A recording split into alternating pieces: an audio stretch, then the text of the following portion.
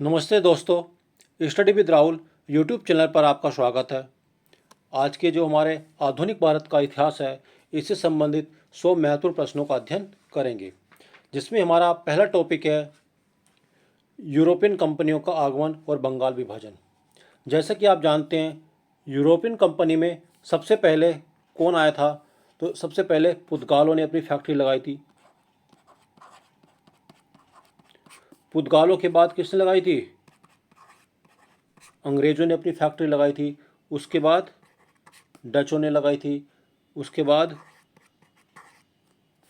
डैनिशों ने अपनी फैक्ट्री लगाई थी और फिर फ्रांसीसी। पुर्तगालियों ने अपनी जो पहली फैक्ट्री लगाई थी, ये कहाँ पर लगाई थी? ये कोची में लगाई थी। अंग्रेज़ों ने सूरत में लगाई थी। डचों ने अपनी फैक्ट्री कहाँ पर लगाई थी? मसूलीपट्टनम में लगाई थी। बात करते हैं डैनिश की।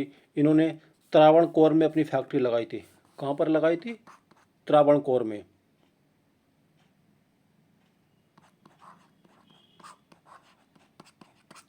और फ्रांसीसियों ने अपनी फैक्ट्री कहाँ पर लगाई थी?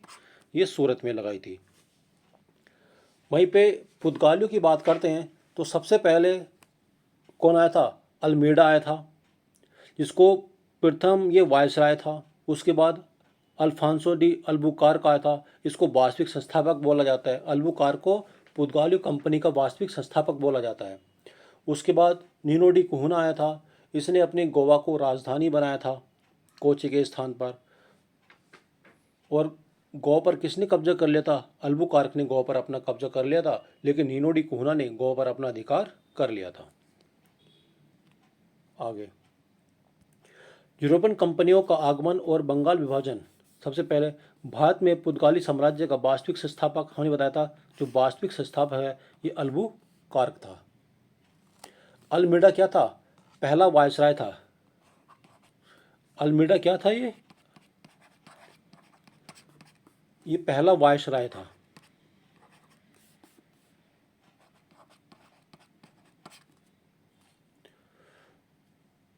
अगला प्रश्न है, वास्को डी गामा 1498 में भारत के किस तट पर पहुंचा? तो एक कालीकट केरल के तट पर पहुंचा था, जिसका स्वागत किसने किया था? सेमोरिन ने इसका स्वागत किया था कालीकट बंदरगाह पर। अगला है, अंग्रेजों ने भारत में अपनी पहली फैक्ट्री कब स्थापित की थी? 1613 में। तो अंग्रेजों के द्वारा सूरत में अपनी पहली फैक्ट्री को लगाया गया था। अगला प्रश्न हो जाएगा, प्लासी का युद्ध 1757 अंग्रेज और किसके बीच लड़ा गया था? तो जैसा कि आप जानते हैं, प्लासी का युद्ध 1757 में लड़ा गया था। कब लड़ा गया था? 1757 में। इसमें कौन था? सिराजुद्दौला था। अंग्रेजों की तरफ से कौन था इसमें? क्लाइव था।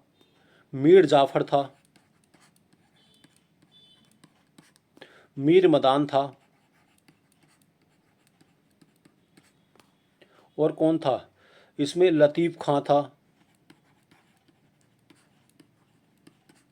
और कौन हो जाएगा? राय दुर्लभ।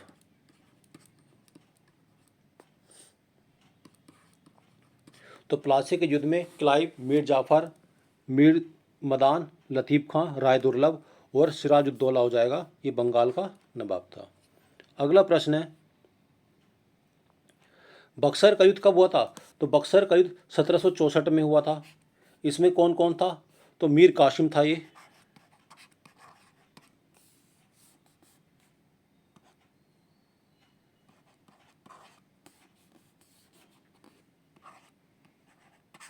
ये मीर कासिम था।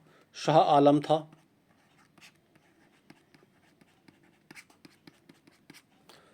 और शुजाउद्दौला था। ये किस में था? बक्सर का युद्ध 1764 में हुआ था। इसके बाद ही क्या हुआ था? बक्सर के युद्ध के बाद ही क्या हुआ था? इलाहाबाद की संधि हुई थी। क्या हुआ था? इलाहाबाद की संधि हुई थी।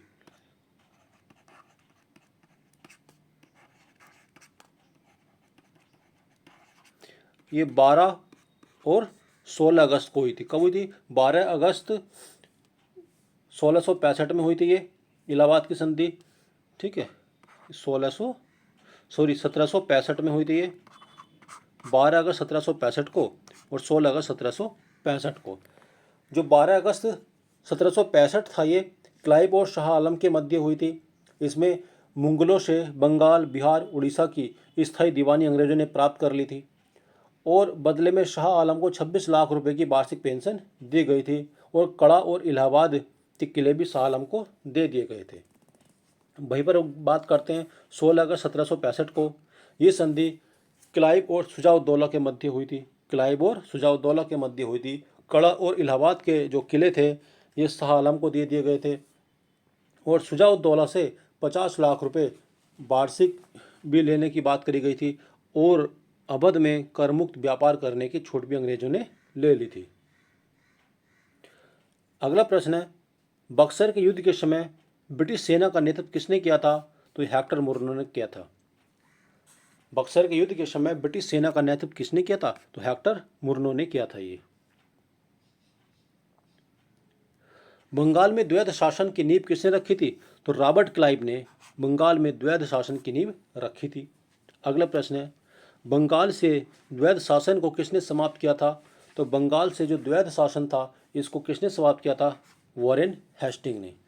वॉरेन हेस्टिंग ने बंगाल से द्वैध शासन को समाप्त कर दिया था। अगला प्रश्न हो जाएगा, काल कोठरी की घटना कब हुई थी? कलकत्ता में 1756 में हुई थी। इलाहाबाद की संधि कब हुई थी? 1765 में हुई थी। इस प्रश्न को भी हमने देख लिया है। ब्रिटिश नीति और गवर्नर जनरल, अगर हम स्थायी बंदोबस्त की बात करते हैं तो किसने इसको लागू किया था? लॉर्ड कॉर्नवालिस ने। कॉर्नवालिस ने स्थायी बंदोबस्त को लागू किया था 1793 में। कब किया था ये? 1793 में। यह 19% क्षेत्र पर था। इसमें 10/11 हिस्सा कंपनी का होता था। कंपनी का कितना हिस्सा था? 10/11 हिस्सा होता था। इसको सूर्यास्त के सिद्धांत से के नाम से भी जाना जाता है। स्थायी बंदोबस्त को सूर्यास्त के सिद्धांत के नाम से भी इसको जाना जाता था। और जो स्थायी बंदोबस्त था 19% भाग पे था, 10/11% कंपनी का हिस्सा था। इसको सूर्यास्त के सिद्धांत के नाम से भी जाना जाता है। वहीं पर बात कर लेते हैं हम रैयतवाड़ी। तो रैयतवाड़ी जो था ये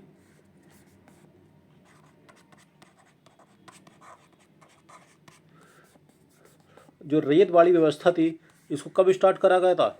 इसको 1992 इसको 1792 में स्टार्ट करा गया था। रैयत का मतलब होता है किसान। यह डायरेक्ट किसान से ले आता है और यह कितने 51% क्षेत्र पर ये रैयत वाली व्यवस्था कितने क्षेत्र पर फैली हुई थी? 51% क्षेत्र पर यह फैली हुई थी। फिर बात कर लेते हैं महालवाड़ी पद्धति। महालवाड़ी यह कितने % हिस्से पर था? 30% भूमि पर था ये। महाल का मतलब होता है गांव या जहागीर। मालवाड़ी पद्धति इसका मतलब क्या होता है? गांव या जहागीर। कितने था? 30% क्षेत्र पर था।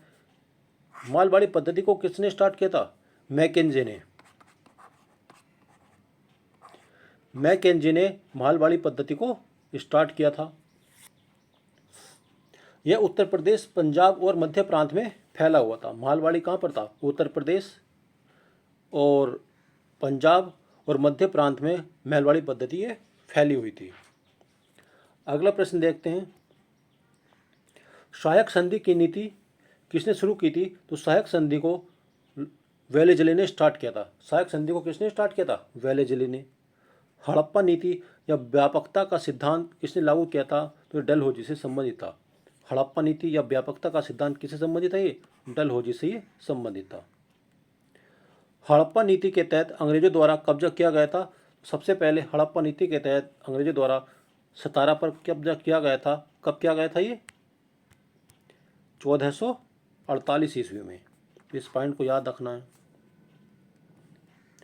भारत में सिविल सेवा का जनक किसे कहा जाता है? तो भारत में सिविल सेवा का जनक ये कॉर्नवालिस को बोला जाता है। सिविल सेवा का जनक किसे बोला जाता है? कॉर्नवालिस को। भारत में रेलवे की शुरुआत 1853 में किस गवर्नर जनरल के काल में हुई थी? तो डलहौजी ने रेलवे की शुरुआत भी की थी 1853 में। सती प्रथा का अंत 1829 में किस ब्रिटिश गवर्नर जनरल ने किया था? तो सती प्रथा का अंत किसने किया था? विलियम बेंटिंक के द्वारा सती प्रथा का अंत 1829 में किया गया था। भारत का प्रथम वायसराय कौन था? तो ये कैनिंग था। भारत का प्रथम वायसराय कौन था? ये कैनिंग था। ये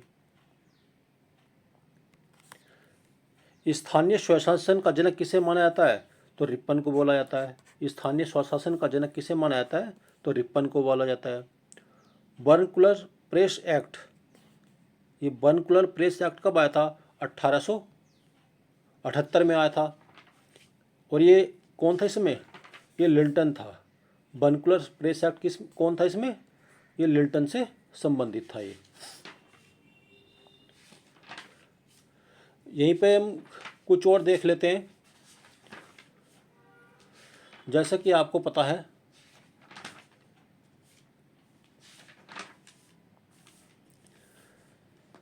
संस्कृत कॉलेज की स्थापना किसने की थी? जोनाथ डक्कन ने की थी। संस्कृत कॉलेज की स्थापना किसने की थी? जोनाथ डक्कन ने की थी। अगर हम बात करते हैं मिरात उल अखबार,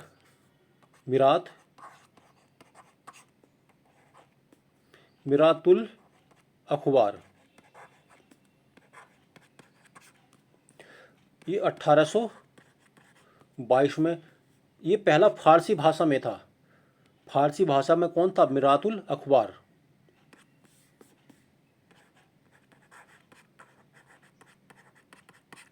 किसका था? ये राजा राम मोहन राय का था। ये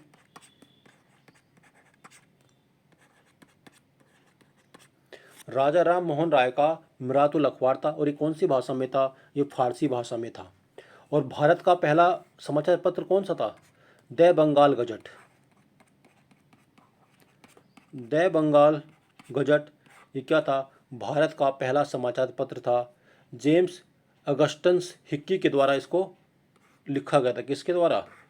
हिक्की के द्वारा 1780 ईस्वी में भारत का पहला समाचार पत्र था। बात करते हैं गुजराती भाषा का पहला समाचार पत्र कौन सा था? तो बॉम्बे समाचार।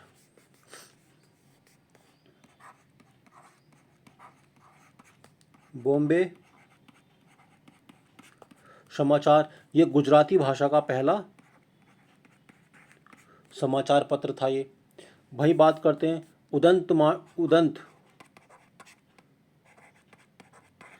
मार्तंड, ये हिंदी का पहला था। हिंदी का पहला समाचार पत्र कौन सा था? उदंत मार्तंड था। और ये दर्पण था एक। दर्पण किस भाषा में था? ये तो ये मराठी भाषा में था। मराठी भाषा का दर्पण हो जाएगा। उदंत मार्तंड ये हिंदी भाषा का। बॉम्बे समाचार ये गुजराती भाषा का था। द बंगाल गजट ये हिंदी का पहला समाचार पत्र था। ये मितार उल अखबार किसका था? ये फारसी भाषा से संबंधित था। और 4 भाषाओं में लिखा गया कौन सा समाचार पत्र था? ये बंगदूत। बंगदूत कैसा था? ये 4 भाषाओं में लिखा हुआ समाचार पत्र था बंगदूत। आगे देखते हैं। बर्नकुलर प्रेस एक्ट को किसने निरस्त कर दिया था? तो रिपन ने इसको क्या कर दिया था? समाप्त कर दिया था बर्नकुलर प्रेस एक्ट को। भारत की पहली जनगणना 1872 में किसके कार्यकाल में हुई थी? तो भारत में जो पहली जनगणना हुई थी किसके समय में हुई थी? लॉर्ड मेयो के समय में हुई थी। तो इस पॉइंट को याद रखना है। भारत में नियमित जनगणना 1881 में किसके काल में हुई थी? तो ये रिपन के काल में हुई थी। 1881 में किसके समय में हुई थी? ये रिपन के समय में हुई थी। रिपन को स्थानीय स्वशासन की शुरुआत भी की थी। बर्नकुलर प्रेस एक्ट को इसने रद्द कर दिया था और नियमित जनगणना की शुरुआत रिपन ने करी थी। हंटर आयोग रिपन के समय में आया था 1882 में। इल्वर्ट विल विवाद ये रिपन के समय में हुआ था। ठीक है, तो इस पॉइंट को याद रखना है। और लिंटन कौन था? लिंटन ने क्या करा था? बर्नकुलर प्रेस एक्ट को पारित कर दिया था। उसके समय में सबसे पहले दिल्ली दरबार लगा था 1877 में। फर्स्ट दिल्ली दरबार लगा था। फर्स्ट दिल्ली दरबार कब लगा था? 1877 में लगा था। ये लिंटन के समय में लगा था। लिंटन के समय में क्या हुआ था? और सिविल सेवा की आयु जो थी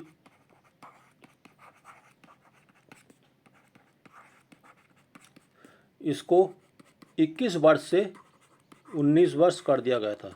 लिंटन के समय में ही सिविल सेवा की आयु 21 वर्ष से घटाकर कितना कर दिया था? ये 19 वर्ष इसको कर दिया था।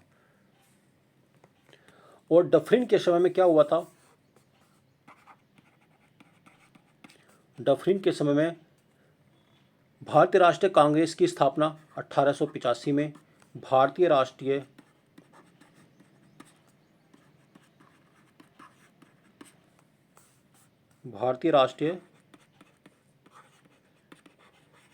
कांग्रेस की स्थापना किसके समय हुई थी? ये डफरिन के समय में हुई थी। तो इस पॉइंट को आपको याद रखना है। अगला प्रश्न है, बंगाल का विभाजन कब हुआ था? तो बंगाल का विभाजन 1905 में कर्जन के समय में हुआ था। भारत की राजधानी कलकत्ता से दिल्ली किस वर्ष स्थानांतरित कर दी गई थी? 1912 में। 1912 में राजधानी को कलकत्ता से दिल्ली स्थानांतरित कर दिया गया था। 1912 में और क्या हुआ था? बंगाल विभाजन को रद्द कर दिया गया था। इसी समय क्या था? बंगाल विभाजन को रद्द कर दिया था। और क्या हुआ था? बनारस हिंदू विश्वविद्यालय की स्थापना की गई थी। बंगाल विभाजन को रद्द कर दिया था और बनारस हिंदू विश्वविद्यालय की स्थापना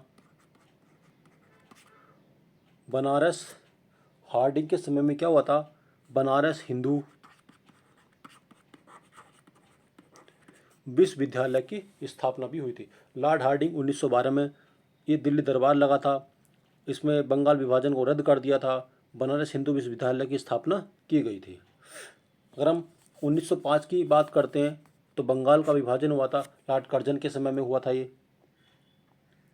पहला पुलिस सुधार आयोग भी कर्जन के समय में आया था 1902 में।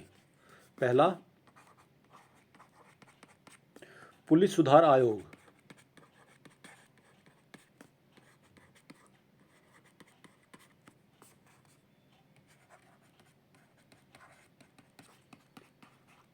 1902 ये कर्जन के समय में आया था। इसके समय विश्वविद्यालय सुधार आयोग भी आया था।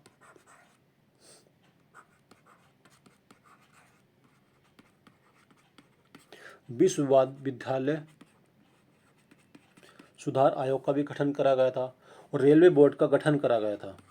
कर्जन के समय में रेलवे बोर्ड का गठन भी किया गया था 1905 में। तो इन पॉइंट को क्लास आपको याद रखना है। जो 1857 की क्रांति हुई थी उस समय शुरुआत कहाँ से हुई थी? 1857 क्रांति की तो ये मेरठ से स्टार्ट हुई थी। 1857 क्रांति की शुरुआत कहाँ से की गई थी? ये मेरठ से की गई थी 10 मई 1857 को। तो इस पॉइंट को आपको क्लास याद रखना है। आगे देखते हैं।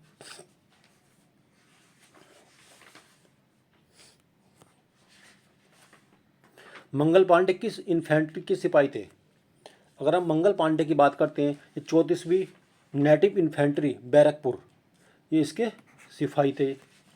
अगला है 1857 के विद्रोह के समय भारत का सम्राट कौन था? तो उस समय बहादुर शाह जाफर ये दिल्ली में क्या थे? भारत के सम्राट थे। देखिए जो ये मंगल पांडे थे ये 24वीं रेजिमेंट के थे। उनको 8 अप्रैल 1857 को उनको फांसी दे दी गई थी। कब दे दी गई थी? 8 अप्रैल 1857 को इनको फांसी दे दी थी। इन्होंने बागा की हत्या कर दी थी और मेजर हडसन को इन्होंने गोली मार दी थी। इन्होंने बागा की हत्या कर दी थी और हडसन की इन्होंने क्या कर दी थी? गोली मारकर हत्या कर दी थी। फिर 10 मई को मेरठ में सिपाही विद्रोह होता है और 11 मई को यह दिल्ली तक पहुंच जाता है। 11 मई को मेरठ से ये सिपाही विद्रोह कहाँ पर आ जाता है? दिल्ली में आ जाता है। जो दिल्ली में था बहादुर शाह जाफर इसका नेतृत्व कर रहे थे, और ब्रिटिश अंग्रेज कौन था, निकलसन ने इसका दमन कर दिया था। अगर हम लखनऊ की बात करते हैं तो लखनऊ में कौन था, बेगम हजरत महल थी। लखनऊ में बेगम हजरत महल थी। कानपुर में कौन थे, कानपुर में कौन थे, नाना साहब थे। झांसी में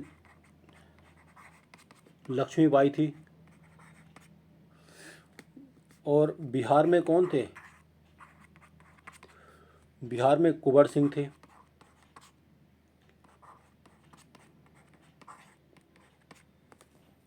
इलाहाबाद में लियाकत अली थे।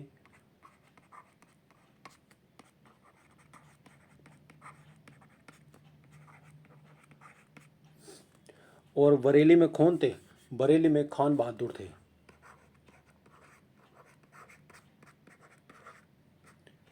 बरेली में कौन थे, ये खान बहादुर। इन पॉइंट को याद रखना है।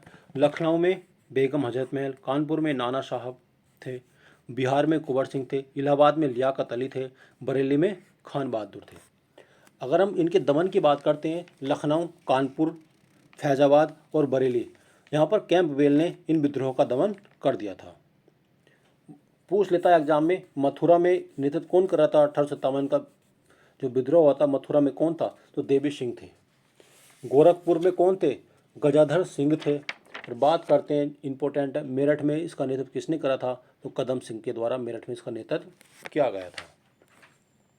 अगला प्रश्न है, कानपुर में कौन थे, तो कानपुर में 1857 का जो विद्रोह हुआ था, नाना साहब और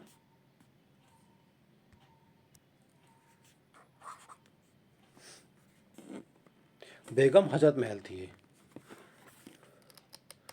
अगला प्रश्न है हमारा, लखनऊ में क्रांति का नेतृत्व किसने किया था, तो लखनऊ में जो नेतृत्व किया था बेगम हजरत महल ने किया था। ये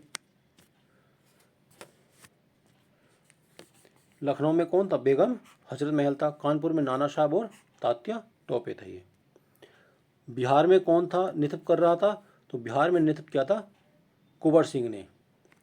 इलाहाबाद में लियाकत अली ने। ये सभी क्वेश्चन मैंने आपके साथ डिस्कस कर दिए हैं। अगला प्रश्न है, 1857 का जो विद्रोह था भारत का प्रथम स्वतंत्रता संग्राम था, ये बेडी सावरकर ने बोला था। झांसी की रानी लक्ष्मीबाई का मूल नाम क्या था, इसका नाम मनु था या मणिकर्णिका था। झांसी की जो रानी थी इनका नाम क्या था, मन्नू था या फिर मणिकर्णिका इनका नाम था।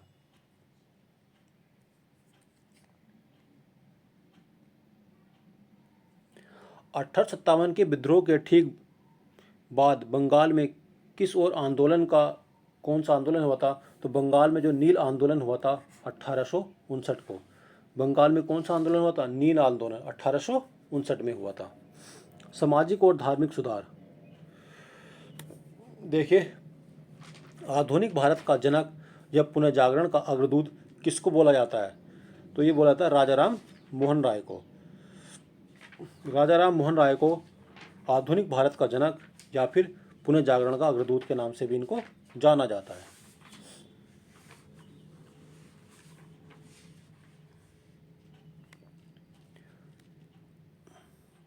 ब्रह्म समाज की स्थापना किसने की थी, तो ब्रह्म समाज की स्थापना किस वर्ष हुई थी, तो इसकी स्थापना 1828 ईस्वी में हुई थी। ब्रह्म समाज की स्थापना कब हुई थी, 1828 में हुई थी। और ये किसने की थी ये आपको बताना है।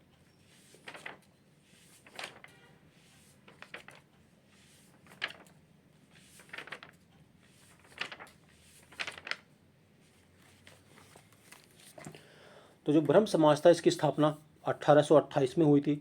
और ये किसने की थी, ब्रह्म समाज की स्थापना की थी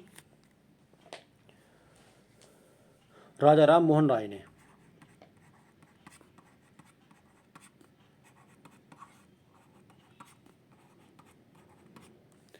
राजा राम मोहन राय ने ब्रह्म समाज की स्थापना की थी। अगर हम राजा राम मोहन राय की बात करते हैं, इन्होंने आत्मसभा का गठन किया था।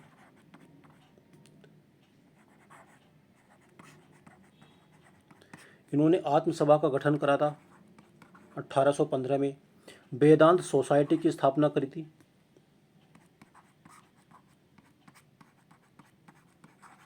वेदांत सोसाइटी की स्थापना कब करी थी? 1816 में। हिंदू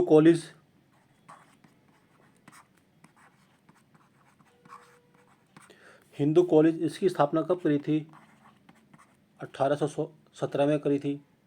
और वेदांत कॉलेज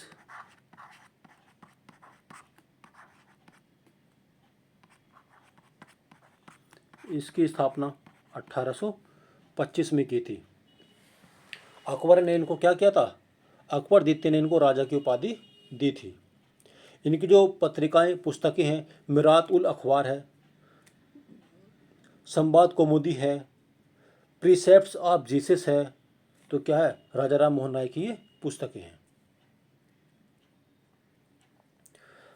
सत्यार्थ प्रकाश पुस्तक किसकी है? स्वामी दयानंद सरस्वती की है। सत्यार्थ प्रकाश किसकी है? ये स्वामी दयानंद सरस्वती की है। अगर हम स्वामी दयानंद सरस्वती की बात करते हैं तो इन्होंने आर्य समाज की स्थापना करी थी। स्वामी दयानंद सरस्वती ने आर्य समाज की स्थापना कब की थी? ये 1875 में की थी इन्होंने।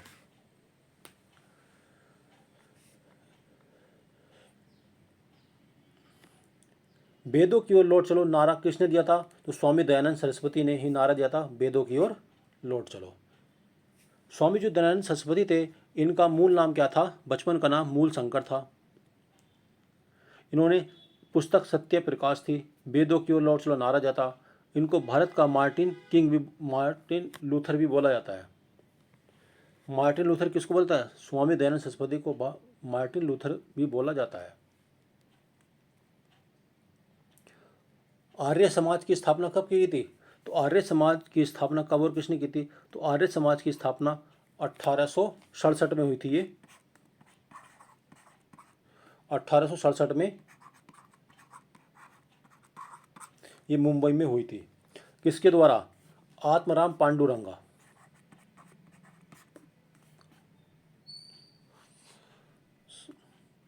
सॉरी, प्रार्थना समाज था। एक सेकंड।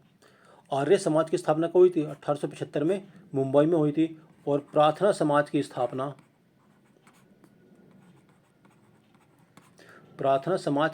कब हुई थी? 1868 में। ये तो दयानंद सरस्वती थे, दयानंद सरस्वती। और प्रार्थना समाज 1867 में ये किसने की थी? आत्माराम पांडुरंगा ने।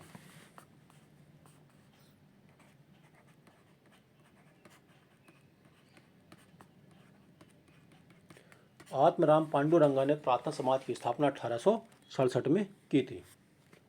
अगला प्रश्न है, रामकृष्ण मिशन की स्थापना किसने की थी? तो स्वामी विवेकानंद ने। स्वामी विवेकानंद ने रामकृष्ण मिशन की स्थापना की थी।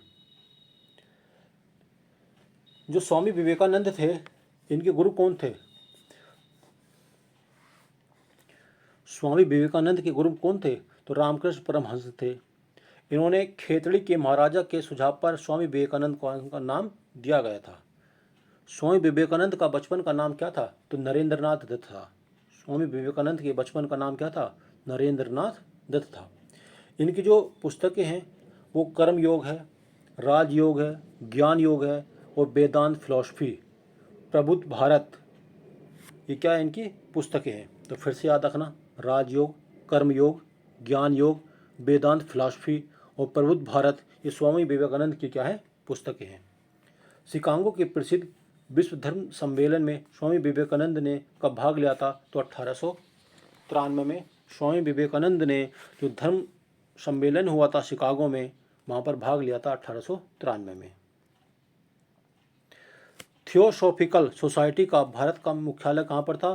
तो चेन्नई में स्थित था। ये अडियार में इसका मुख्यालय था थियोसॉफिकल सोसाइटी का। सत्यशोधक समाज की स्थापना किसने की थी? तो ज्योतिबा फुल्ले के द्वारा सत्यशोधक समाज की स्थापना की गई थी 1873 में। अलीगढ़ आंदोलन के संस्थापक कौन थे? सर सैयद अहमद खान, ये अलीगढ़ आंदोलन के संस्थापक थे।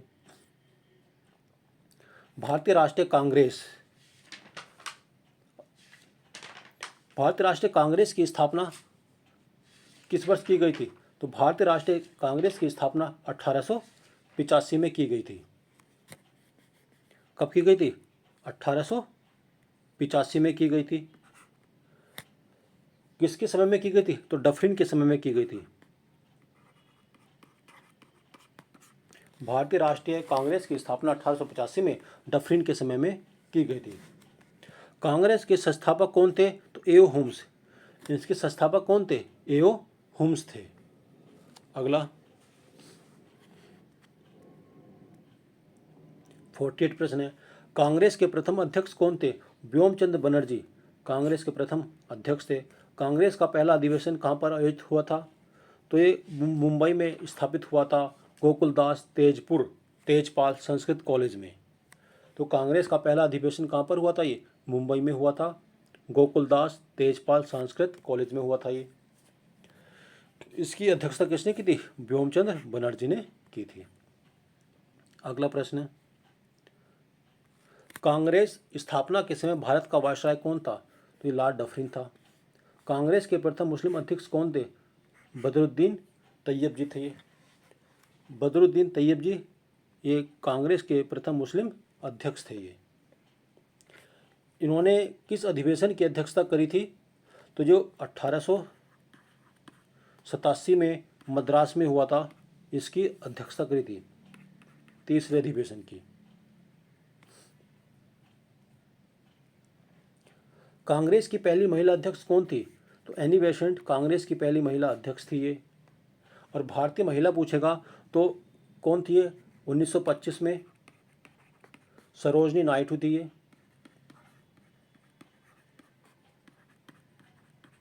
1925 में कौन थी? सरोजनी नायडू थी। ये कानपुर अधिवेशन था, कानपुर अधिवेशन की। और पहली महिला अध्यक्ष पूछेगा तो एनी बेसेंट हो जाएंगी, कलकत्ता में 1917 में ये अधिवेशन की अध्यक्षता इन्होंने की थी। पहली भारतीय महिला कौन हो जाएंगी? ये सरोजिनी नायडू हो जाएंगी 1925 में कानपुर अधिवेशन में। अगला प्रश्न है, स्वराज मेरा जन्मसिद्ध अधिकार है का नारा किसने दिया था? तो ये बाल गंगाधर तिलक ने दिया था।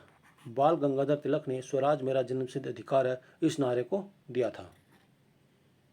अगला, कांग्रेस का विभाजन नरम दल और गरम दल किस अधिवेशन में हुआ था? तो सूरत अधिवेशन 1907 में था, इसमें कांग्रेस का विभाजन हो गया था। इसकी अध्यक्षता किसने की थी? तो रास बिहारी बोस ने की थी। रास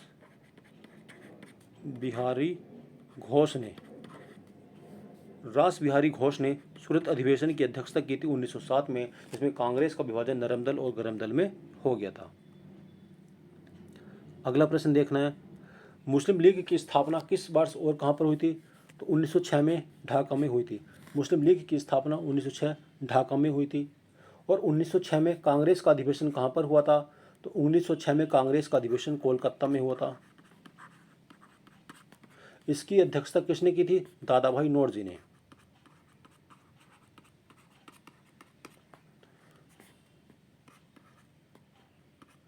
दादा भाई नौरोजी ने 1906 में कांग्रेस अधिवेशन की अध्यक्षता की थी। नरम दल और गरम दल के बीच में समझौता कब हुआ था? तो लखनऊ पैक्ट हुआ था ये 1916 में। 1916 में इसकी अध्यक्षता किसने की थी कांग्रेस के अधिवेशन की? तो ये हो जाएगा अंबिका चरण मजूमदार। अंबिका चरण मजूमदार। 1916 जो अधिवेशन हुआ था ये लखनऊ में हुआ था। इसकी अध्यक्षता किसने की थी? अंबिका चरण मजूमदार ने की थी। अगला प्रश्न है, महात्मा गांधी ने कांग्रेस के किस एकमात्र अधिवेशन की अध्यक्षता करी थी? तो ये बेलग्राम अधिवेशन हुआ था 1924 में हुआ था। ठीक है, तो बेलग्राम अधिवेशन कहाँ पर हुआ था? 1924 में हुआ था। इसकी एकमात्र अध्यक्षता किसने की थी? महात्मा गांधी ने की थी। अगला प्रश्न है, पूर्ण स्वराज का प्रस्ताव कांग्रेस के किस अधिवेशन में पास हुआ था? तो पूर्ण स्वराज का प्रस्ताव जो कांग्रेस का लाहौर अधिवेशन था 1929 में, पंडित जवाहरलाल नेहरू ने इसको पेश किया था। इसने इसकी अध्यक्षता की थी। लाहौर अधिवेशन 1929 में जवाहरलाल नेहरू ने इसकी अध्यक्षता की थी। इसमें पूर्ण स्वराज का प्रस्ताव को रखा गया था। अगला प्रश्न हो जाएगा, सुभाष चंद्र बोस ने किस वर्ष कांग्रेस के पद से इस्तीफा दे दिया था? तो सुभाष चंद्र बोस ने 1939 में जो त्रिपुरा में हुआ था, तो इसमें सुभाष चंद्र बोस ने अपना पद से इस्तीफा दे दिया था। पद की इस्तीफा देने के बाद यहाँ पर किसको बनाया गया था? तो डॉक्टर राजेंद्र प्रसाद को। अगला प्रश्न है, गांधीवादी युग और प्रमुख आंदोलन। महात्मा गांधी दक्षिण अफ्रीका से भारत कब आए थे? तो 9 जनवरी 1915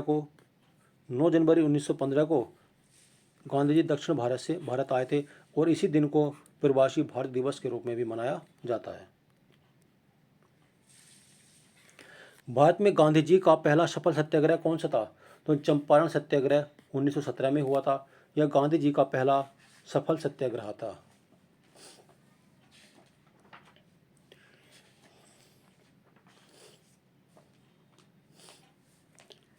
अगला प्रश्न है,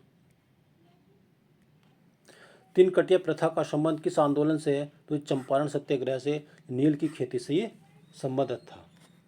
चंपारण सत्याग्रह किससे संबंधित था? नील की खेती से। तीन कटिया प्रथा के नाम से भी इसको जाना जाता है। अगला प्रश्न है, ये जलियांवाला बाग हत्याकांड किस तिथि का हुआ था? तो ये जलियांवाला हत्याकांड जो हुआ था 13 अप्रैल 1919 को हुआ था। ये जलियांवाला बाग हत्याकांड के विरोध में किसने नाइटहुड की उपाधि को लौटा दिया था? तो रविंद्रनाथ टैगोर ने अपनी नाइटहुड की उपाधि को लौटा दिया था। अगला प्रश्न है, खिलाफत आंदोलन का नेतृत्व भारत के प्रमुख रूप से किसने किया था? जो खिलाफत आंदोलन है इसका जो नेतृत्व किया था अली बंधुओं ने किया था। शौकत अली और मोहम्मद अली ने। किसने किया था? शौकत अली और अली बंधु ने इसका नेतृत्व किया था खिलाफत आंदोलन का।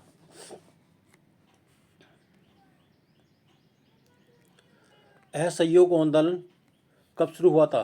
तो असहयोग आंदोलन 1 अगस्त 1920 को यह स्टार्ट हुआ था। देखो, जब ये असहयोग आंदोलन हुआ था इसमें महात्मा गांधी ने केसरी हिंद की उपाधि को वापस कर दिया था। जमनालाल वाजपेयी ने राय बहादुर की उपाधि को त्याग दिया था। मोतीलाल नेहरू, सीआर दास ने अपनी वकालत को छोड़ दिया था। तो ये पॉइंट आपको याद रखना है। किस घटना के कारण गांधी जी ने असहयोग आंदोलन वापस लिया था? तो चोरी कांड जो हुआ था गोरखपुर में 1922 में फरवरी में, इस घटना के कारण गांधी जी ने असहयोग आंदोलन को त्याग दिया था। स्वराज पार्टी की स्थापना 1923 में किसने की थी? तो चित्तरंजन दास और मोतीलाल नेहरू ने स्वराज पार्टी की स्थापना की थी। साइमन कमीशन भारत किस वर्ष आया था? तो 1928 में साइमन कमीशन भारत आया था। साइमन कमीशन के विरोध के दौरान लाठीचार्ज से किस नेता की मृत्यु हो गई थी? तो लाला लाजपत राय की। लाला लाजपत राय की साइमन कमीशन के विरोध में लाठीचार्ज से हत्या हो गई थी। बारदोली सत्याग्रह 1928 का नेतृत्व किसने किया था? तो वल्लभ भाई पटेल ने। इनको महिलाओं के द्वारा सरदार की उपाधि दी गई थी। बारदोली सत्याग्रह 1928 में वल्लभ भाई पटेल ने इसका नेतृत्व किया था। अगला प्रश्न है, गांधी जी ने दांडी मार्च की शुरुआत कब की थी? तो 12 मार्च 1930 को गांधी जी ने साबरमती आश्रम से दांडी मार्च की शुरुआत की थी। सविनय अवज्ञा आंदोलन की शुरुआत कब की थी? 6 अप्रैल 1930 को दांडी में नमक कानून तोड़कर सविनय अवज्ञा आंदोलन की शुरुआत की थी 6 अप्रैल 1930 को। गांधी इरविंग समझौता किस वर्ष हुआ था? तो 1931 में गांधी इरविंग समझौता हुआ था। तो इस पॉइंट को याद रखना है। गांधी इरविंग समझौता कब हुआ था? 1931 में हुआ था ये। एकमात्र गोलमेज सम्मेलन में गांधी जी ने भाग लिया था। दूसरे गोलमेज सम्मेलन 1931 में हुआ था। गांधी जी ने इसमें भाग लिया था। तीनों गोलमेज सम्मेलन में भाग लेने वाला भारतीय नेता कौन था? तो डॉक्टर भीमराव अम्बेडकर। तीनों सम्मेलन में कांग्रेस के भाग लेने वाले ये जो तीनों गोलमेज सम्मेलन हुए थे, जो पहले भारतीय थे कौन थे? डॉक्टर भीमराव अम्बेडकर। इन्होंने तीनों गोलमेज सम्मेलन में भाग लिया था। पूना पैक्ट कब हुआ था? तो गांधी जी के साथ पूना पैक्ट 1932 में हुआ था। महात्मा गांधी डॉक्टर भीमराव अम्बेडकर के मध्य हुआ था। क्रिप्स मिशन 1942 में हुआ था। ये क्रिप्स मिशन कब हुआ था? 1942 में हुआ था। ये अंग्रेजों भारत छोड़ो आंदोलन कब शुरू हुआ था? तो ये 9 अगस्त 1942 को अंग्रेजों भारत छोड़ो आंदोलन की शुरुआत की गई थी। करो या मरो का नारा गांधी जी ने कब दिया था? भारत छोड़ो आंदोलन के दौरान महात्मा गांधी ने करो या मरो का नारा दिया था। क्रांतिकारी आंदोलन और अन्य महत्वपूर्ण प्रश्न। गदर पार्टी की स्थापना 1913 में कहाँ पर की गई थी? तो लाला हरदयाल ने अमेरिका में सैन फ्रांसिस्को में गदर पार्टी की स्थापना की थी। किसने? लाला हरदयाल ने। काकोरी ट्रेन एक्शन, काकोरी कांड किस वर्ष हुआ था? तो 9 अगस्त 1925 को काकोरी ट्रेन एक्शन हुआ था। अगला प्रश्न है, हिंदुस्तान सोशलिस्ट रिपब्लिक एसोसिएशन की स्थापना किसने की थी? तो 1928 में हुई थी इसकी स्थापना फिरोजशाह कोटला, दिल्ली में। हिंदुस्तान सोशलिस्ट रिपब्लिक एसोसिएशन की स्थापना 1928 में फिरोजशाह कोटला, दिल्ली में हुई थी, भगत सिंह और चंद्रशेखर आजाद के द्वारा। भगत सिंह, सुखदेव और राजगुरु को फांसी कब दी गई थी? तो 23 मार्च 1931 को भगत सिंह, सुखदेव और राजगुरु को फांसी दी गई थी। आज़ाद हिंद फौज की स्थापना का विचार सबसे पहले किसके मन में आया था? तो कैप्टन मोहन सिंह के मन में आज़ाद हिंद फौज का विचार आया था। सुभाष चंद्र बोस ने फॉरवर्ड ब्लॉक की स्थापना किस वर्ष की थी? तो 1939 में। सुभाष चंद्र बोस ने 1939 में फॉरवर्ड ब्लॉक की स्थापना की थी। तुम मुझे खून दो मैं तुम्हें आज़ादी दूंगा का नारा किसने दिया था? तो नेताजी सुभाष चंद्र बोस ने दिया था। नेताजी सुभाष चंद्र बोस ने तुम मुझे खून दो मैं तुम्हें आज़ादी दूंगा का नारा दिया था। अगला प्रश्न है, ब्रिटिश सरकार द्वारा भारत में कैबिनेट मिशन किस वर्ष भेजा गया था? जो कैबिनेट मिशन था ये कब भेजा गया था? भारत में कब आया था? 1946 में। कैबिनेट मिशन कब आया था भारत में? 1946 में आया था। भारत के विभाजन के संबंधित माउंटबेटन योजना की घोषणा कब की गई थी? 1947 को। 3 जून 1947 को माउंटबेटन योजना की शुरुआत की गई थी, घोषणा। स्वतंत्र भारत के प्रथम गवर्नर जनरल कौन थे? तो माउंटबेटन स्वतंत्र भारत के प्रथम गवर्नर जनरल थे ये। स्वतंत्र भारत के प्रथम और अंतिम भारतीय गवर्नर जनरल कौन थे? तो चक्रवर्ती राजगोपालचारी थे ये। तो राजगोपालचारी जो थे ये भारत के प्रथम और अंतिम भारतीय गवर्नर जनरल थे ये। Property and un British rule in India पुस्तक के लेखक कौन है? दादा भाई Naoroji. Dadabhai Naoroji property and un British rule in India के कौन थे? ये पुस्तक के लेखक थे ये। इसमें इन्होंने धन निकास का सिद्धांत दिया था। Grand old man of India किसको कहा जाता है? दादा भाई नौरोजी को grand old man of India की उपाधि दी गई थी। इनको भारत का वयोवृद्ध पुरुष के नाम से भी जाना जाता है। अगला प्रश्न है, आनंद मठ उपन्यास के लेखक कौन है जिससे हमारी राष्ट्रीय गीत वंदे मातरम लिया गया? तो विक्रम चंद्र चट्टोपाध्याय। विक्रम चंद्र चट्टोपाध्याय आनंद मठ उपन्यास के क्या हैं? ये लेखक हैं। इंडिया डिवाइडेड पुस्तक के लेखक कौन है? तो डॉक्टर राजेंद्र प्रसाद। जो डॉक्टर राजेंद्र प्रसाद हैं ये इंडिया डिवाइडेड पुस्तक के ये लेखक हैं। नील की खेती करने वालों की दुर्दशा पर लिखी हुई प्रसिद्ध पुस्तक नील दर्पण के लेखक कौन है? जो नील दर्पण पुस्तक है इसके लेखक हैं दीनबंधु मित्र हैं ये। भारतीय अशांति का जनक किसे कहा जाता है? तो बाल गंगाधर तिलक को वैलेंटाइन सिरोल के द्वारा अशांति का जनक की उपाधि दी गई थी। बाल गंगाधर तिलक को अशांति का जनक बोला जाता है। आज का 99वां क्वेश्चन है, गीता रहस्य नामक पुस्तक की रचना किसने की थी? तो गीता रहस्य जो पुस्तक थी इसकी रचना बाल गंगाधर तिलक ने की थी। और भारत का बिस्मार्क या लौह पुरुष के रूप में किसे जाना जाता है, तो सरदार वल्लभ भाई पटेल को भारत का लौह पुरुष के रूप में जाना जाता है। क्लास, यदि यह वीडियो आपको पसंद आती है तो वीडियो को लाइक कीजिए, सब्सक्राइब कीजिए और शेयर कीजिए।